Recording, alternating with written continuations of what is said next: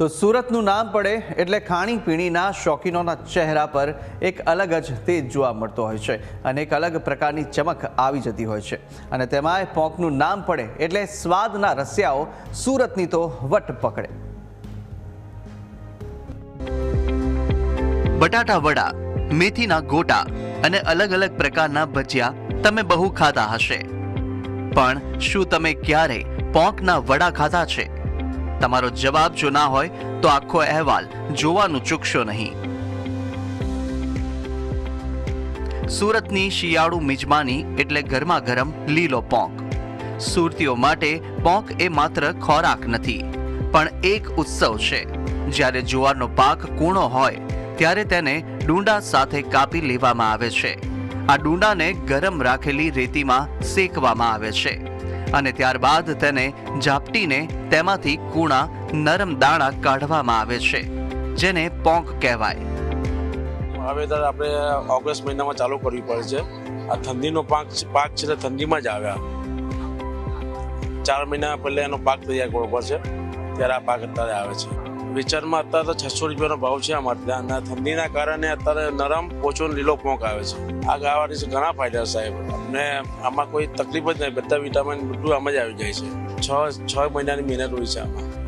કાપ્યા બાદ કલાક જેવો થાય છે અમારે। અને પછી આ રીતે તૈયાર થાય છે પોંકના વડા। ચણાના લોટ, ખમણ અને આદુ મરચાની પેસ્ટ સાથે ભેળવીને તેના જ ગરમા ગરમ વડા બનાવવામાં આવે છે। આ પોંક અને પોંકના વડા ખાવા માટે લોકો મુંબઈ, વલસાડ, વાપીથી સુરત આવે છે। અમે 10 થી 12 લોકો આવેલા છે। ખાસ અમે અહીંયા પોંક ખાવા માટે અહીંયા આવ્યા છે। સુરતથી અમે સવારે મુંબઈથી અમે અહીંયા ઇન્ટરસિટીમાં ઉતર્યા, સીધા અમે અહીંયા આવ્યા, પોંક પાર્ટી કરી, ઘર માટે પોંક લીધો અને અમે દર વર્ષે એવી રીતે આવતા રહીએ છીએ।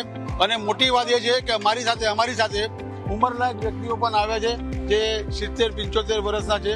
એ ખાસ પોંક ખાવા માટે જ અમે અહીંયા આવીએ છીએ। સાહેબ, અમારા બાપ દાદા અહીંયા ખાતા આવ્યા, રાંદેરથી પહેલાં ચાલતું હતું, હવે બધું અહીંયા આવી ગયું। હું અહીંયા, મારો જન્મ મારા બાપ દાદાનો અહીંયાનો છે, પણ અમે મુંબઈ વસેલા છે।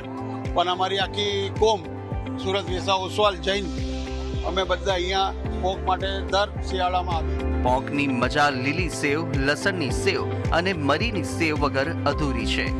એટલા માટે લોકો પોંકની સાથે અલગ અલગ પ્રકારની સેવ ખાવાનું પણ પસંદ કરે છે। તો કેટલાક લોકો તો તીખી તમતમટી લસણની ચટણી સાથે પણ પોંકનો સ્વાદ માણે છે। સુરતની પોંક નગરીમાં બેઠા છીએ, આવ્યા છે। પોંક નગરીમાં સરસ લીલો મજાનો રાનીની જુવારનો પોંક મળે છે અને આ પોંક તો એકદમ એન્જોય કરવા જોઈએ। એની સાથે સાથે પોંક વડા પ્લસ આપણી પેટીસ, જે આપણી સુરતીઓ માટેની ફેમસ ગણાય છે, તો એ આપણે તો ખાસ ખાવી જોઈએ। અને તમે એક વખત વિઝિટ કરો સુરતની, તો તમે બીજી વખત આવવા માટેને તમને મત થશે। લીલો પોંક ખાવાના ઘણા ફાયદા પણ છે। તેમાં પુષ્કળ પ્રમાણમાં ફાઇબર હોય છે, જે પાચન તંત્રને સુધારે છે અને લાંબો સમય સુધી પેટ ભરેલું રાખે છે। તે આયર્ન અને મેગ્નેશિયમથી ભરપૂર હોવાથી શરીરમાં ઉર્જાનું સ્તર જાળવી રાખે છે। કૂણી જુવારમાં ભરપૂર એન્ટીઓક્સિડન્ટ્સ હોય છે, જે શરીરની રોગ પ્રતિકારક શક્તિ વધારે છે।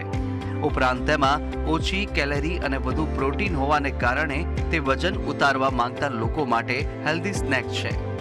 કેમેરામેન કેસી વગાસિયા સાથે અમિત રૂપાપુરા, સુરત।